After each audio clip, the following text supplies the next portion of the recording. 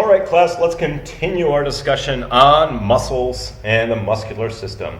In the part one of this lecture, or this chapter, we talked about how to name muscles, how to organize muscles, and how to contract muscles. In this section, we're going to talk a little bit more about disease state and physiology of the muscles. So first, let's talk about a motor unit. If we back up a couple slides here, you can see that there's one motor neuron that branches and touches multiple muscle fibers. Those multiple muscle fibers that are attached to a single motor neuron all are combined to be called a motor unit.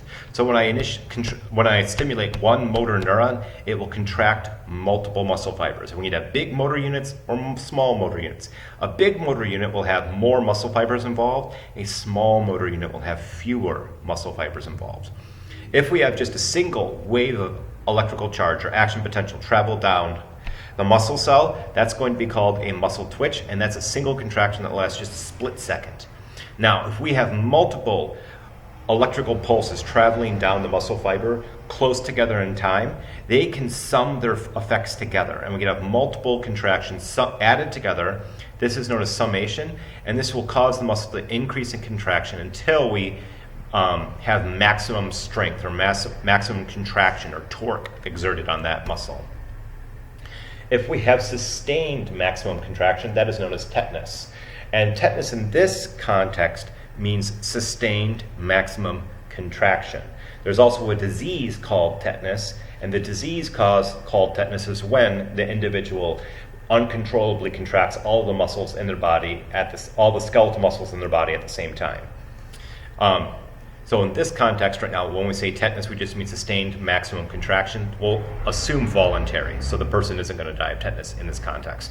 Muscle tone is going to be continuous partial contraction of muscle. When somebody says that they're toned, they're saying that their skeletal muscles are partially contracted all the time, and it makes that muscle look firm.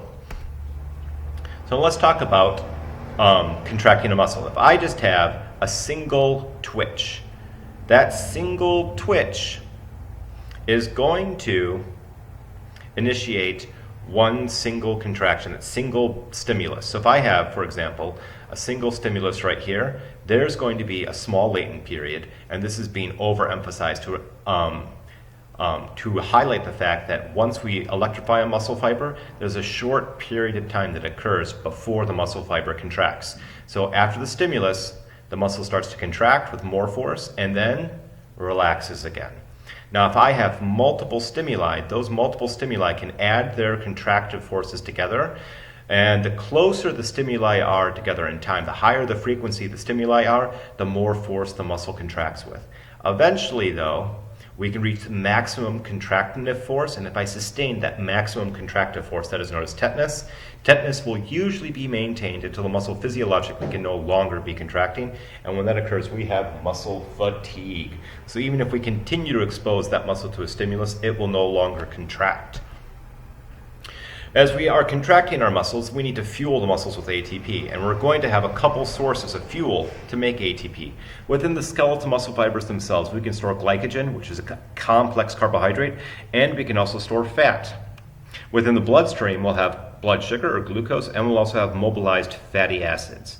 And we find that, generally speaking, for the first hour of exercise, a lot of the energy the muscle uses up comes from muscle glycogen and also comes from muscle triglycerides.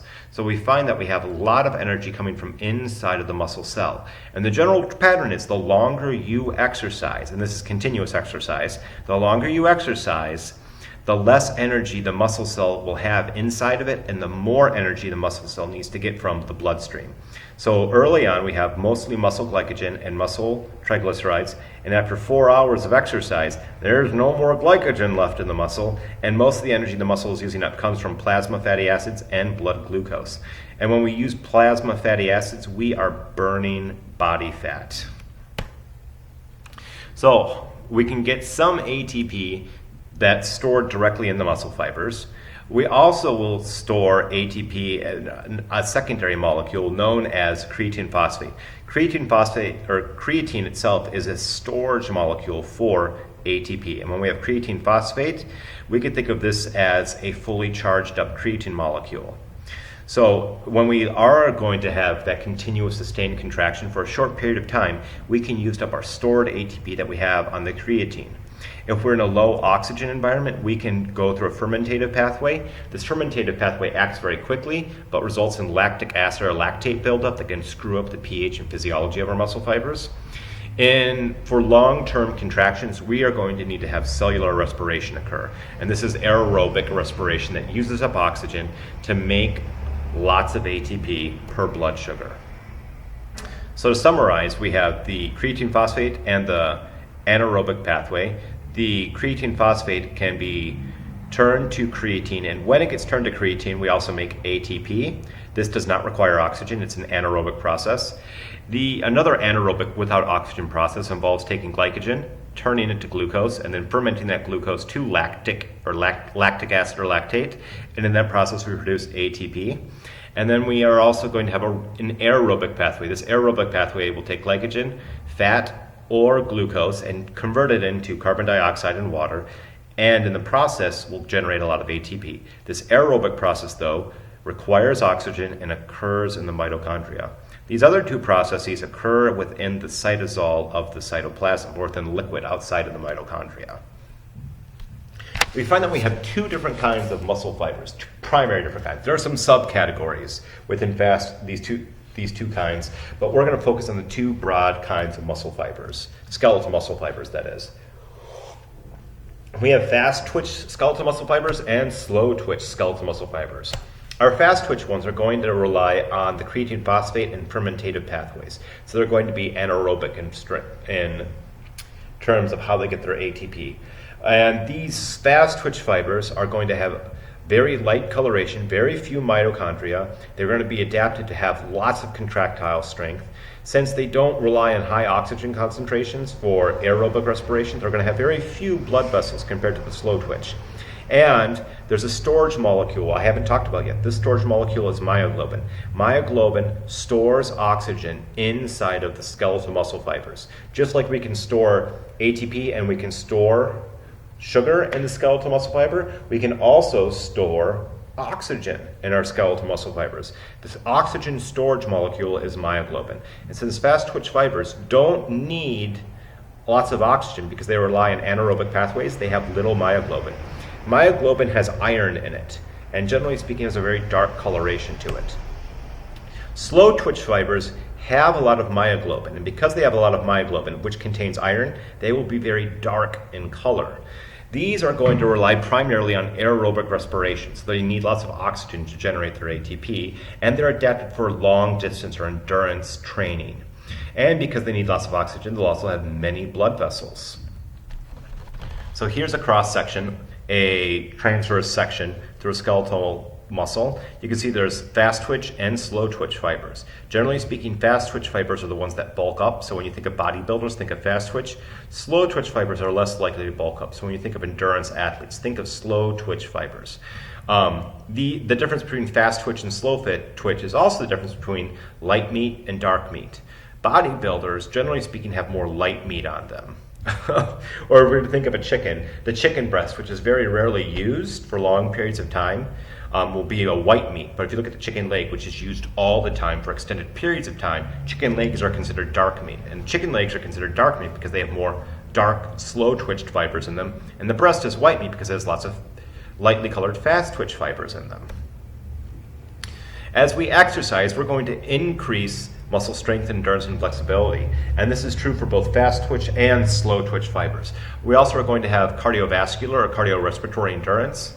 We're also going to find that we have more high-density lipoproteins, and this is the good lipid or good cholesterol in our blood. So we'll have more HDL in our blood, and this will improve cardiovascular health, and will also reduce the amount of fat on our bodies, the amount of adipose tissue, and increase the amount of skeletal muscle fiber, or skeletal muscle tissue.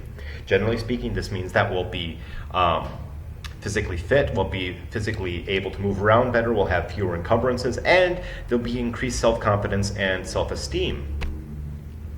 We also find that exercise will reduce or potentially prevent the risk of many different kinds of cancers, such as colon cancer, breast cancer, cervical, uterine, and ovarian cancer. When we exercise, we release into our bloodstream a chemical that stimulates a cell of the immune system known as the natural killer cell. And by stimulating these natural killer cells, we can use our own body's immune system to destroy cancerous cells or precancerous cells. Exercise also increases bone density, and this is true whether or not someone has osteoporosis. The more you exercise, the more you increase your bone density, and this is true for both before and after menopause as well for the ladies out there. Exercise also makes people feel better and has been associated with relieving some of the symptoms of clinical depression. Another aspect of muscle development is anabolic steroids. Anabolic steroids are going to build up our muscle tissue. And anabolic chemical reaction, generally speaking, is any chemical reaction that takes smaller molecules and connects them to make a bigger molecule. So when we take an anabolic steroid, we are taking smaller proteins and connecting them to make bigger proteins of the muscle, particularly myosin and actin filaments. A big side effect, though, of taking anabolic steroids is that we have high blood pressure, liver failure or liver disorder that leads to jaundice, hormonal imbalances that increase acne, and a greatly increased risk of cancer of the body. I should also mention one of the scariest side effects for me as a gentleman is that if someone takes anabolic steroids and they're a gentleman, that causes their testicles to shrink and their penis not to work as well. Ooh, that's a scary thing. So yeah, don't take anabolic steroids, especially if you're a gentleman. If these side effects weren't enough to motivate you not to take it, think of your penis and testicles, or your penis not working as well and your testicles shrinking. Abuse of anabolic steroids can cause impotence, so think, right there. So think of the penis not working as well and shrinkage of the testicles. Ooh. We also find that anabolic steroid use can increase to very aggressive. Think of roid rage and violent mood swings. Are anabolic steroids worth the risk? Should they be legal to use for athletics? Generally speaking, the consensus is no, they are not worth the risk, and generally the consensus is no, they should not be legal to use in athletics as well. So, class, concept check. Which of the following is not a benefit associated with exercise? Improved blood lipid profile, improved mood, increased chance of cancer, or decreased chance of cancer, improved intelligence, or increased bone density. Go ahead and pause the video and get me the answer. 5, 4, 3, 2, 1. The correct answer is D, improved intelligence. While it is true that generally speaking it's a smart or intelligent decision to exercise, exercising has not been shown to directly increase intelligence, although there is some research showing that it's easier to learn information if you've exercised recently. But that's not a direct causation, that's more of a correlation. Let's talk about some muscle disorders. Some common muscle disorders include spasms, convulsions, and cramps. A spasm is just a sudden involuntary muscle twitch or contraction. These are typically going to be painful in nature. When we look at a convulsion, another term for a convulsion is a seizure.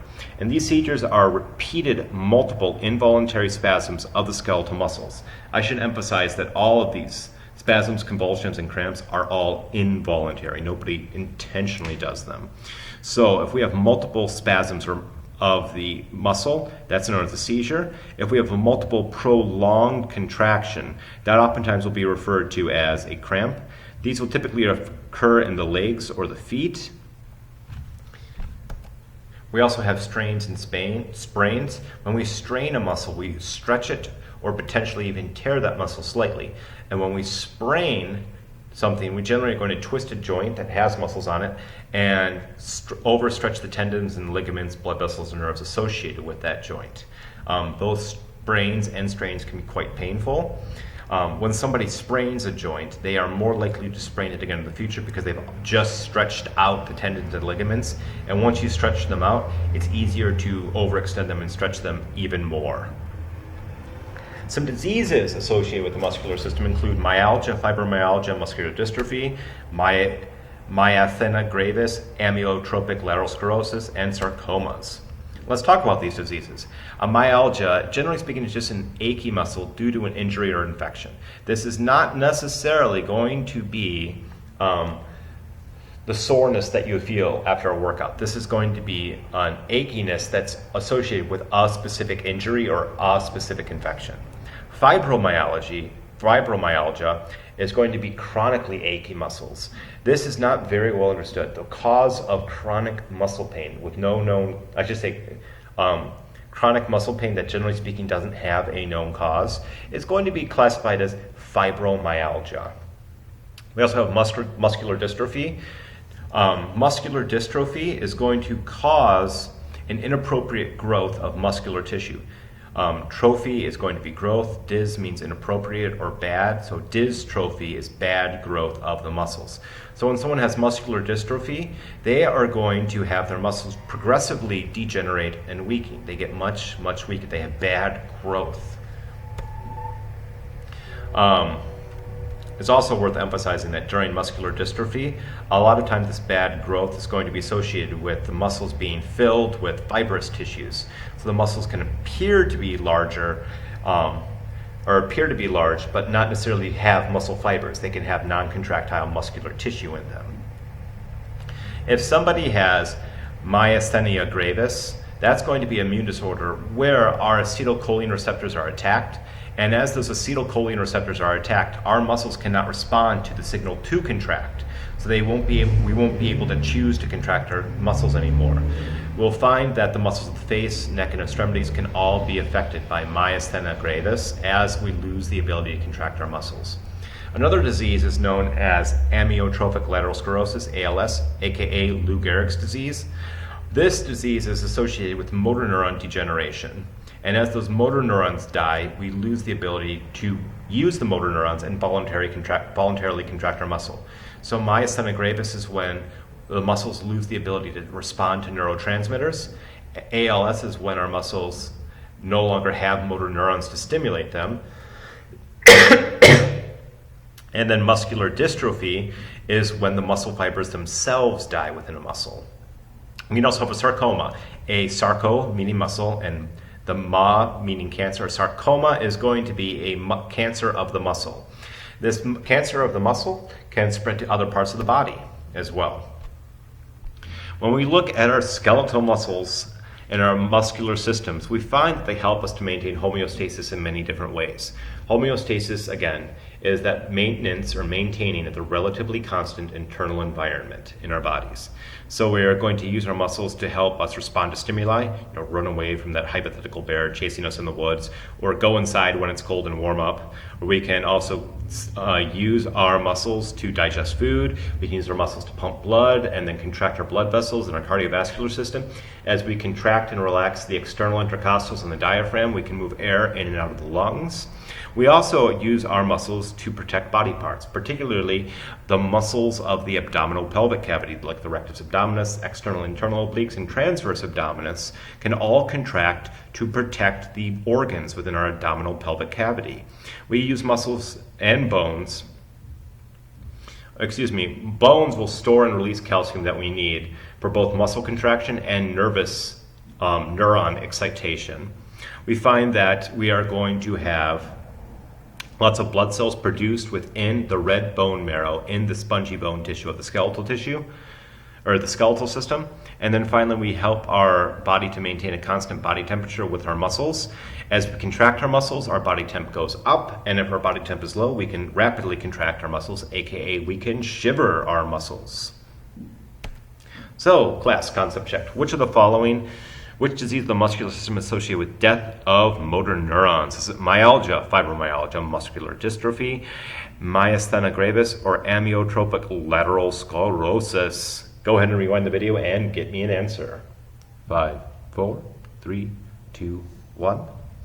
To review our diseases briefly, myalgia, fibromyalgia, and muscular dystrophy are going to be associated with muscle pain and then weakness of the muscle. Myasthenia gravis is going to be a lack of the ability to respond to stimulus. ALS is going to be death of motor neurons. So the correct answer is E, ALS, Lou Gehrig's disease. And that's all we have for this lecture recording. If you have any questions, please feel free to post them on the class discussion board, shoot me an email, or swing by my office when you're on campus. Happy studies!